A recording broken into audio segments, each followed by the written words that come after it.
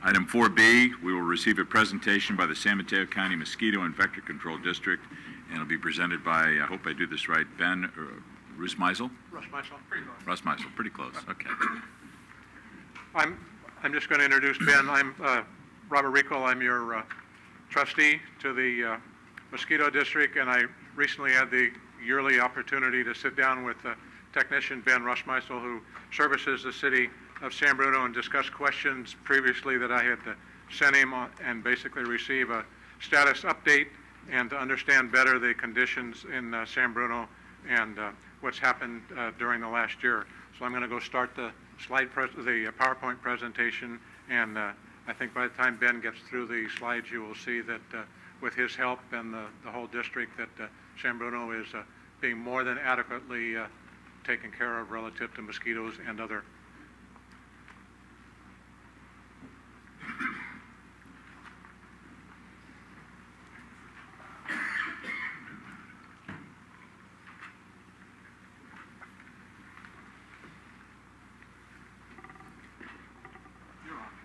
Okay, so just before I get started, something apropos to what the chief was saying.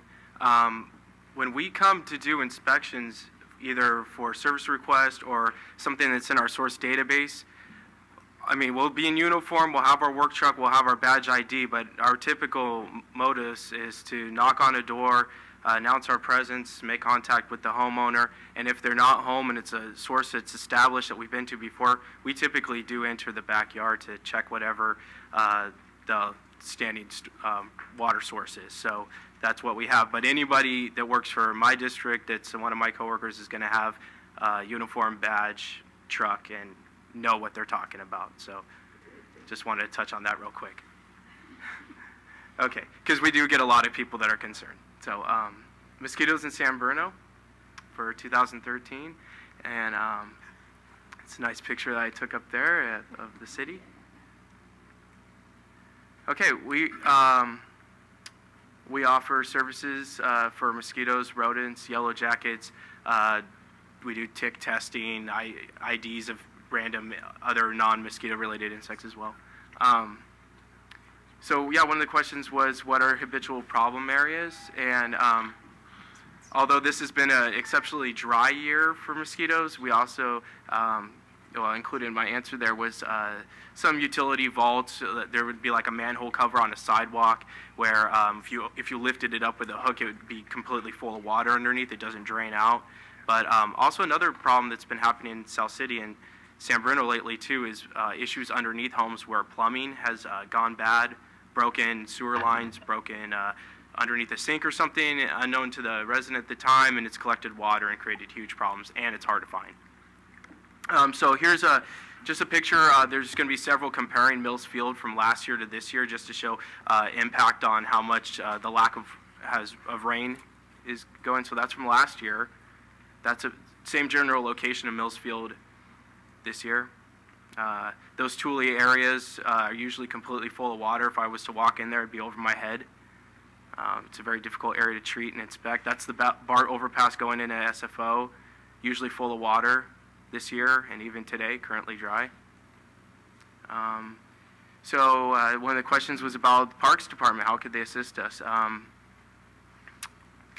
Well, they could assist with inspection and treatment in code enforcement. The grassy area in the city park was soggy, and yeah, this year it's been a lot better.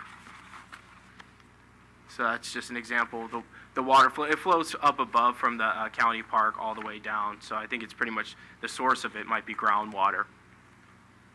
How has the district worked for the San Francisco International Airport? They did call for a few problems in the Mills Field area. They're having mosquito problems that we identified and worked on. We haven't had any issues working with Caltrain at all, anywhere around where they're building the new train station and overpass. Everything's worked great there. Working with the San Bruno Park School District, They call us quite a bit in the summertime and fall for yellow jacket nests. We go to John Muir School quite a bit. Their maintenance staff typically identifies the problems. They give us a call. It's marked. We take care of it. We treat it. Do whatever it takes to make sure that the kids don't get stung, especially during lunchtime when the yellow jackets are trying to steal some of their soda, or actually there's no sodas anymore, but you know, something that they're eating. And as the slide shows, Dr. Hutt has been very supportive of the last year when he had to be involved. Oh, just a picture at school.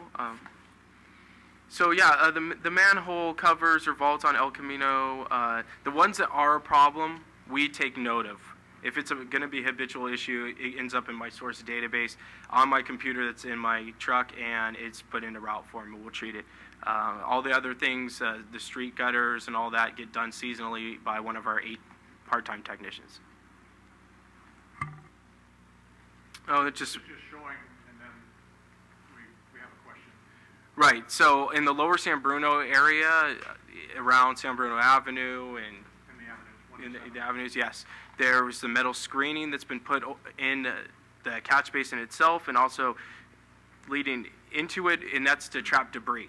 So cups, yard clippings, anything like that that could flow out to the bay, it traps it, but it also has a tendency to back up in the case of a storm surge, which we haven't experienced that much this year. But the city has worked good at cleaning out those areas so the water doesn't get backed up too much, create a flow problem. And the rebuild Crestmore area has been going well, and not too many problems to speak of in that area. The city, more specifically residents, could really help by checking periodically underneath their homes, make sure everything is dry underneath there. If there's any major puddles or anything that could pose a problem, they should call us and let us know. And just do a periodic inspection around the property, dump out containers, tip over a wheelbarrow, stuff like that. If it collects water, it's just no good. And district, how has the public outreach made my job easier? It allows me to inform residents on things that could create mosquito sources.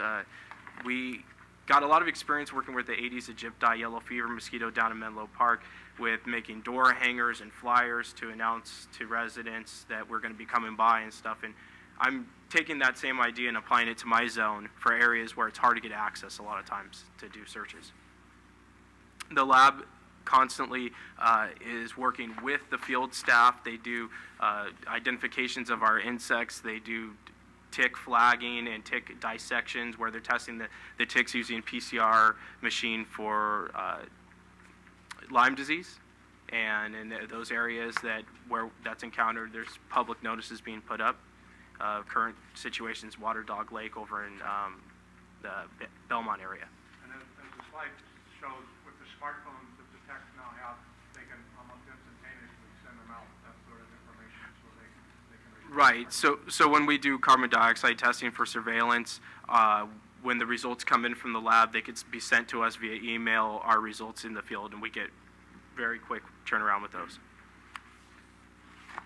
And he wanted to know if the district was providing us with adequate training, and the answer to that question is definitely yes. We do tailgate training for safety and familiarization with equipment, some of which I host because I also serve as the fleet mechanic at work.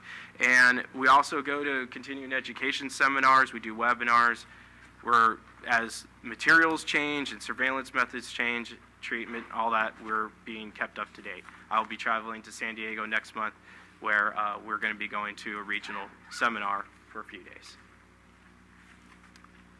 What could the district provide me to serve better? And my answer was sort of the Aedes aegypti problem, which is ongoing. In fact, we were doing inspections this morning down in Menlo Park.